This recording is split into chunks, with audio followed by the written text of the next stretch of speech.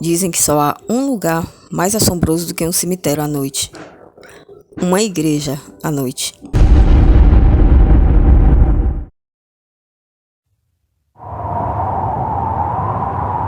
Pedro e Herculano eram amigos desde a infância. Depois de uma bebedeira para comemorar o reencontro, caminhavam para casa quando começou a chover e eles se resguardaram na marquise de uma igreja. Por algum motivo, a porta estava entreaberta e eles cogitaram entrar para passar a chuva. Dizem que as igrejas à noite são amaldiçoadas, disse Herculano. Pedro riu e disse: olha que ideia, pois eu vou entrar e beber uma dose lá no altar. Se apareceu alguém, eu chamo para tomar uma comigo.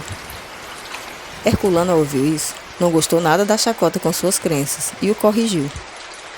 O outro ficou insistindo, rindo dele. Foi então que Pedro o desafiou. Você duvida que eu entre sozinho? Herculano não deu atenção e optou por ficar fora do lado da chuva. Pedro empurrou a porta e se surpreendeu com o completo breu que estava no interior da igreja. Mas de toda forma, como já tinha empenhado a palavra, seguiu valente, percorrendo o caminho até o altar com a garrafa de pinga. De repente, ouviu passos, como se alguém caminhasse atrás dele. Parou um instante, afinou o ouvido e os passos também cessaram. Logo em seguida, continuou a andar e os passos recomeçaram. Mas não eram passos de gente como os dele, portanto não poderia ser Herculano. Era como se um animal com cascos o perseguisse, e de tão perto que a cada toque do casco no chão de madeira da igreja, ele sentia um arrepio correr por todo o corpo. De repente, uma respiração forte ressoou tão perto de seu ouvido que ele não teve como deixar de olhar. E dentre aquela escuridão completa, ele percebeu um rosto, uma cara no escuro, fez sinal para ele para não gritar, e uma força estranha o conduziu até o altar. Mas já não era o altar de sempre, era sinistro. A mesma força ou entidade o fez tomar um gole de pinga quando chegou ao altar e, num choque de horror, uma mão avançou em sua direção, tomando a garrafa. Ele não se atreveu a olhar quem beberia aquele gole, quem seria o seu companheiro de birita. A única certeza que tinha, que não era Herculano castigando seu desaforo. Com esperança, olhou na direção da porta, e o que viu fez com que sua ingênua esperança se espatifasse como um vidro que cai. A igreja já não estava vazia. Pelos bancos, pessoas encapuzadas sem rostos ocupavam o espaço em um tipo de missa sinistra. Não reagiram à presença dele, como se não o vissem ou como se o estivessem aguardando e com naturalidade recebessem a sua chegada. Uma adrenalina de terror correu por suas veias e seu corpo inteiro gelou. Foi nesse estado de vertigem que ele avançou o primeiro passo pelo corredor dos encapuzados com a intenção de se dirigir até a porta. Foi seguindo entre eles sem encarar nada, além da luz que indicava a direção da saída.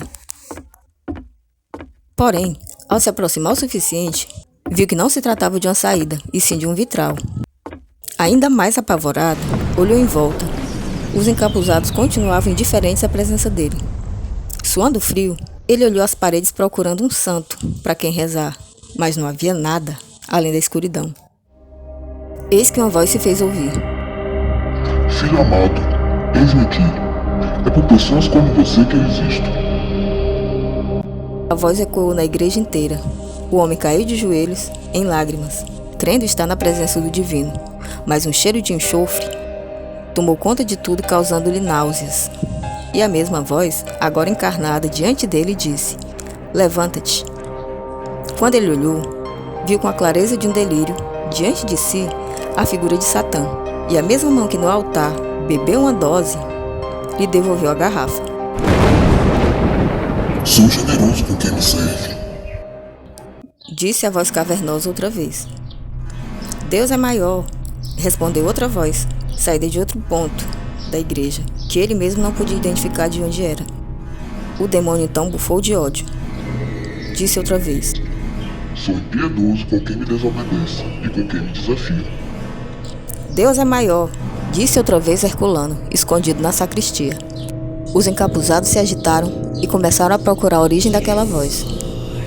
Sem o meu poder, você e o seu amigo, que eu sei que está escondido na sacristia, estarão para sempre aprisionados no brilho dessa igreja.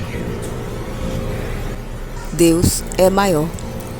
Dessa vez, Herculano se fez presente e respondeu encarando Satanás, pronto para morrer nos instantes seguintes, ao lado de seu amigo, que por conta de uma zombaria, tinha os colocado nessa situação. Os encapuzados estavam em um círculo em volta deles, impedindo que fugissem. Com um movimento rápido, Satanás fez um gesto que fez com que eles se curvassem à força e disse: Curvem-se, insolentes. O que um reles mortal como vocês pode contra mim? E quem pode mais que Deus? Quem poderá? Gritou desesperado, e o outro o acompanhou nisso. Os encapuzados se aproximavam cada vez mais deles, fechando o círculo diante de Satã. Na hora que eles gritaram a plenos pulmões, juntos a uma só voz, um relâmpago clareou a igreja inteira e um raio caiu sobre o altar, revelando de ponta a ponta a direção da saída. O incêndio teve início e os encapuzados foram desmanchados em fumaça preta sobre o capuz, que caiu vazio no chão. O demônio foi envolvido pelas chamas e logo a igreja ardia no completo fogaréu. O vitral que ele tinha encontrado por engano desabou, revelando a saída, e os homens fugiram imunes ao fogo. Tomaram a estrada assombrados com o acontecido e com a violência do fogo que consumia a igreja inteira.